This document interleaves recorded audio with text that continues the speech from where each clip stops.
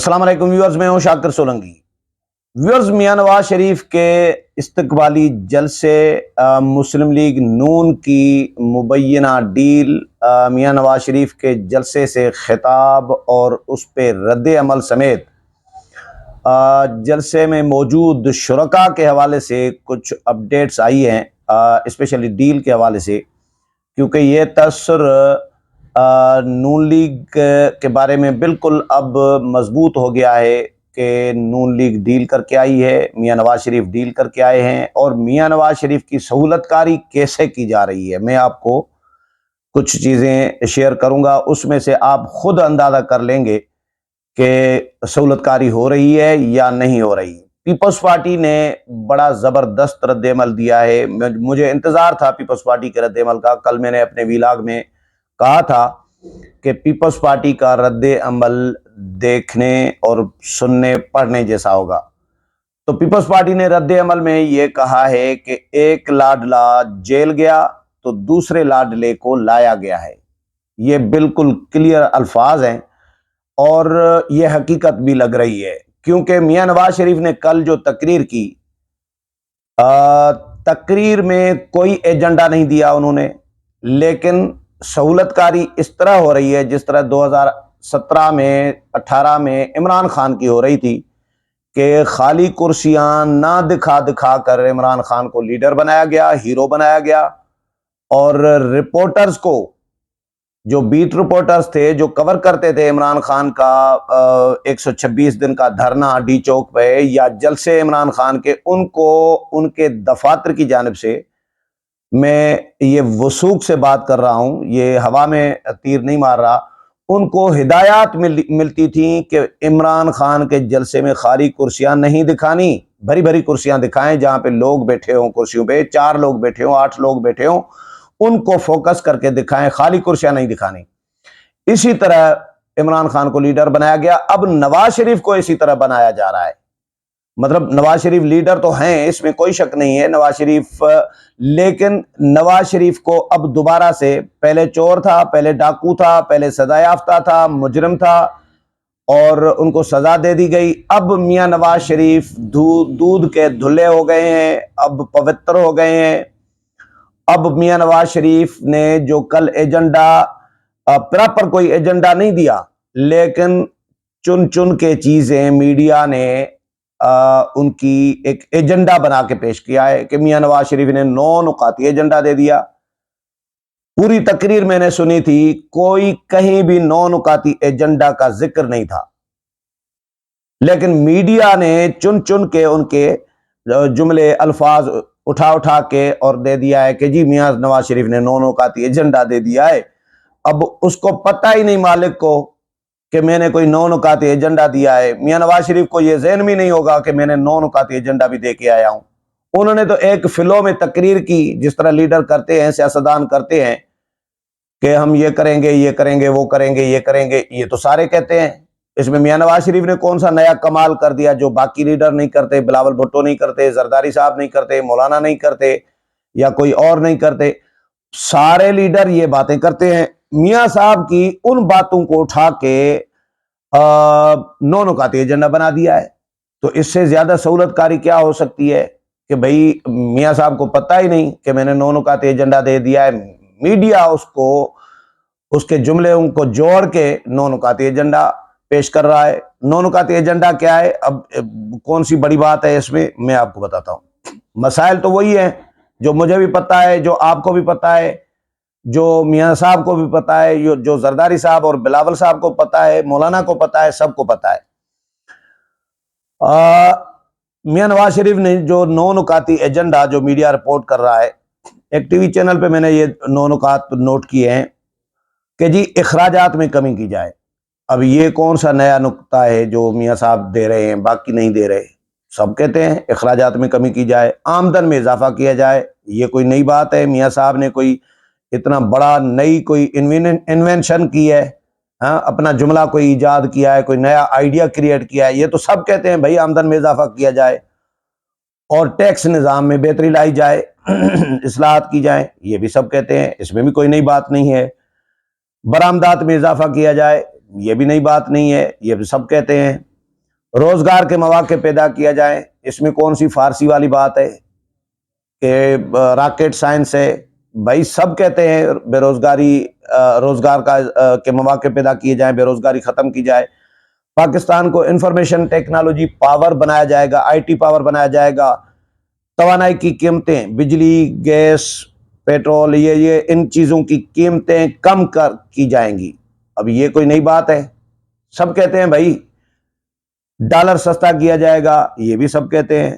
بے روزگاری کا خاتمہ کیا جائے گا، موٹر ویز ہاں باقی لوگ موٹر ویز نہیں کہتے، کیونکہ موٹر ویز میں کہتے ہیں کہ میاں صاحب کے اپنے سریے اور یہ سیمنٹ اور یہ بجری اور یہ میاں صاحب کے اپنا ایک نظام دکانداری چل رہی ہوتی ہے نون لیگ کی. یہ نون لیگ کے لیے مشہور ہے، اسی لیے وہ موٹر ویز پہ، روڈوں پہ، راستوں پہ فوکس کرتے ہیں. چلو یہ اچھی بات ہے، اپنا ہی سیمنٹ بجری اور یہ اپنا ہی بیچ رہے ہوتے ہیں، اس میں ان کی بھی دکانداری چل رہی ہے، لیکن ملک کا بھی بھلا کر رہے ہوتے ہیں. اس کو اپریشیٹ کر رہا ہوں میں.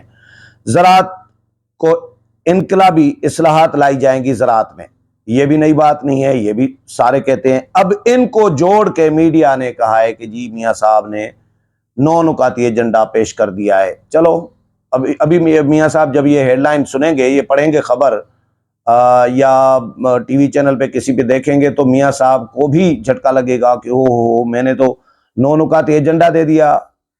پھر میاں صاحب آگے چل کے شاید اس کو اڈاپٹ بھی کر لیں. اہم بات وہ یہ کہ میاں صاحب نے کل کی تقریر میں انتخابات کا ذکر ہی نہیں کیا کہ وہ انتخابات لڑنے آئے ہیں یا انتخابات وقت پر ہونے چاہیے، ڈیلے نہیں ہونے چاہیے، یا انتخابات جیتیں. ایسا کوئی بات ہی نہیں کی. انتخابات جیسے ہونا ہی نہیں ہے. میاں صاحب کو یعنی پتہ ہی نہیں ہے انتخابات کے بارے میں بھی کہ انتخابات کی بھی کوئی تیاری ہو رہی ہے پاکستان میں. ایسا میاں صاحب نے لا تعلقی ظاہر کی انتخابات کے حوالے سے. دبئی ایئرپورٹ پر بھی میڈیا سے گفتگو کی، وہاں پہ بھی انتخابات کا ذکر ہی نہیں کیا. تو میاں صاحب لگ رہا ہے کہ انتخابات بھی میاں صاحب کی مرضی سے ہی ہوں گے، اور میاں صاحب کو فیسلیٹیٹ کیا جا رہا ہے اداروں کی جانب سے. سیدھی سی بات ہے، فیسلیٹیشن تو ادارے کرتے ہیں، میڈیا بھی اداروں کی مرضی کے بغیر رپورٹیں نہیں بناتا. ظاہر ہے وہ بھی جو احکامات ملتے ہیں وہ اسی ٹریک پہ چل پڑتے ہیں، میڈیا والے بھی، میڈیا ہاؤسز بھی. تو میاں صاحب انتخابات کا میاں صاحب نے ذکر نہیں کیا. جلسے کا میں آخر میں پیپلز پارٹی کا رد عمل پہ آتا ہوں. جلسے کے حوالے سے میں بتاؤں کہ کل میں نے جلسے کی تعریف کی، کیونکہ میں باہر تھا تو میں نے ٹی وی پہ بھی نہیں دیکھ سکا. میں تو موبائل پہ میاں صاحب کی تقریر سن رہا تھا. پوری تقریر میں نے سنی میاں صاحب کی، لیکن موبائل پہ. موبائل کی اسکرین ذرا چھوٹی ہوتی ہے تو مجھے باقی تو صحیح سمجھ میں نہیں آ رہی تھی کراؤڈ کے حوالے سے، لیکن جو ٹی وی بڑی اسکرین پہ دیکھ رہے تھے ان کو بھی اندازہ بہتر ہوا ہوگا. لیکن جو لاہور کے لوگ ہیں ان سے بھی میں نے ڈسکس کیا، تو لاہور کے ایک دو دوستوں سے میں نے بات کی تو انہوں نے یہ مجھے کہا کہ پروفیسر اعجاز احمد ہیں، بڑے پڑھے لکھے آدمی ہیں، بہت ہی میچور اور سنجیدہ قسم کے آدمی ہیں، پولیٹیکل سوجھ بوجھ رکھنے والے. تو ان سے میں نے پوچھا تو انہوں نے کہا کہ لاہور نہیں نکلا تھا. لاہور سے 5000 لوگ ان کے بقول کہ یہ سارے لوگ باہر سے لائے گئے تھے. اور لائے کیسے گئے تھے؟ کسی کو موٹر سائیکل دینے کی لالچ دی گئی، انعام دیا جائے گا، جو زیادہ بندے لے آئے گا اس کو موٹر سائیکل 125 موٹر سائیکل جو ہے وہ انعام میں دی جائے گی. کسی کو جنت کا ٹکٹ دینے کے اعلانات کیے گئے، یعنی جنت کا ٹکٹ دے کے کیا نام ہے، اسد الرحمان ایم این اے، ٹوبا ٹیک سنگھ علاقے میں اسد الرحمان صاحب جو سابق ایم این اے رہے ہیں، انہوں نے تقریر میں برملا یہ کہا، یہ ویڈیو وائرل ہوئی کہ جی نواز شریف کے استقبال کے لیے جو لوگ آئیں گے میں ان کو سرٹیفکیٹ دیتا ہوں کہ وہ جنت میں ڈائریکٹ جنت میں جائیں گے بغیر حساب کتاب کے. اب لوگوں کو آپ نے، رانا ثناء اللہ نے کہا کہ جی ہم نے ایک ایپ بنوائی ہے، سافٹ ویئر بنوایا ہے، ایک اس میں ڈیڈکٹر لگوایا ہے، وہ ڈیڈکٹ کرے گا وہ لوگوں کو کہ بھائی کون سے کارکنان جلسے میں آئے ہیں، استقبال کے لیے نکلے ہیں، کون سے نہیں نکلے، کون سے گھر میں بیٹھے ہیں. ہم لوگوں کو پکڑ لیں گے، اپنے کارکنان کو، کہ جو ڈنڈی ماریں گے، جو نہیں آئیں گے وہ پکڑے جائیں گے. یہ رانا ثناءاللہ نے کہا. پھر یعنی کہ موٹر سائیکل کے اعلانات. پھر جی ایک لیڈر نے موٹر سائیکل دینے کا اعلان کیا کہ بھائی جو زیادہ بندے لے کے آئے گا. اسد الرحمان سابق ایم این اے وہ جنت کی ٹکٹیں بانٹ رہے تھے. تو موٹر سائیکلیں اور جنت کی ٹکٹیں بانٹ کر لوگوں کو ڈرا کر لوگوں کو لایا گیا. یہ جلسہ ہے. اور یقیناً جو نظر آ رہا تھا مجھے اسکرین پہ، اس میں تو کرسیاں لگ رہی تھی. کرسیوں پہ لوگوں کا کراؤڈ کا صحیح اندازہ نہیں ہوتا. کرسیوں میں ایک تو کرسیوں کی لائنیں جو لگی ہوتی ہیں اس میں اسپیس ہوتا ہے، کرسیوں کے درمیان اسپیس ہوتا ہے. یہ کراؤڈ نہیں ہے. کراؤڈ وہ ہوتا ہے جو لوگ بیٹھے ہیں یا کھڑے ہیں، لیکن کرسیاں نہ ہوں. کرسیوں میں تو 2-2 فٹ کا فاصلہ ہوتا ہے، 5-5 فٹ کا فاصلہ بھی ہوتا ہے. تو جو لوگ کھڑے ہوتے ہیں یا بیٹھے ہوتے ہیں ان کے درمیان فاصلہ نہیں ہوتا. وہ کراؤڈ ہوتا ہے، ایکچول اندازہ اس سے ہوتا ہے. تو لاہور کے دوستوں کے بقول کہ 60 سے 70 ہزار لوگ، یہ لاہور کے لوگوں کے بقول کہ 60 سے 70 ہزار لوگ تھے جلسے میں، اور لاہور کے لوگ نہیں نکلے تھے. یہ سارے لوگ باہر کے تھے. پروفیسر نے بتایا کہ میں پورا لاہور گھوم کر آیا ہوں، کہیں سے بھی لاہوری قافلے مجھے جلسے میں، استقبالی جلسے میں مینار پاکستان جاتے ہوئے نظر نہیں آئے. تو یہ انہوں نے تو، لیکن جلسہ پھر بھی نون لیگ کی، میرا خیال ہے، یہ میری رائے ہے کہ نون لیگ کی عزت فی الحال بچ گئی، مطلب عزت بچا لی نون لیگ نے. اب آتا ہوں پیپلز پارٹی کے رد عمل پہ. پیپلز پارٹی کے رد عمل یہ ہے کہ جی اطلاع سیکرٹری ہیں فیصل کریم کنڈی، انہوں نے رد عمل دیا ہے کہ جی پہلا لاڈلا جیل گیا، دوسرا آ گیا. مینار پاکستان پر ہونے والے مسلم لیگ نون کے جلسہ جو ہے مسلم لیگ نون کا، وہ مایوس کن تھا. نواز شریف کو مجرم قرار دیتے ہوئے کہا کہ جی نواز شریف نے تقریر میں بیانیے کے بجائے اپنی سی وی پیش کی ہے. اس میں کوئی شک نہیں تھا.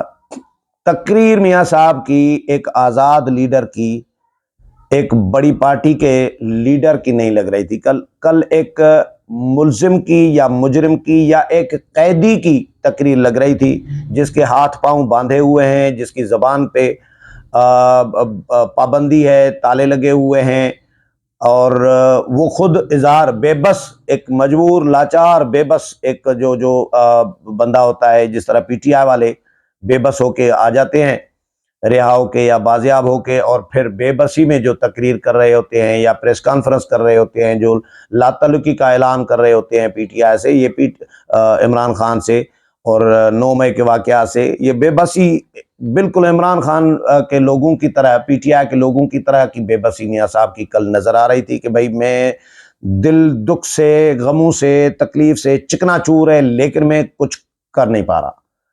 میں نے بڑا ضبط کیا ہے، میں نے بڑا صبر اور حوصلے سے کام لیا ہے، میں نے ایسی کوئی بات نہیں کی جو مجھے لگے کہ مجھے نہیں کہنا چاہیے تھی. تو یہ میاں صاحب کل رونا دھونا زیادہ تھا تقریر میں. کوئی میاں صاحب کی کوئی آزاد لیڈر والی نہیں، بلکہ ایک قیدی کی تقریر، اس میں کوئی شک نہیں مجھے کہ لگ رہی تھی.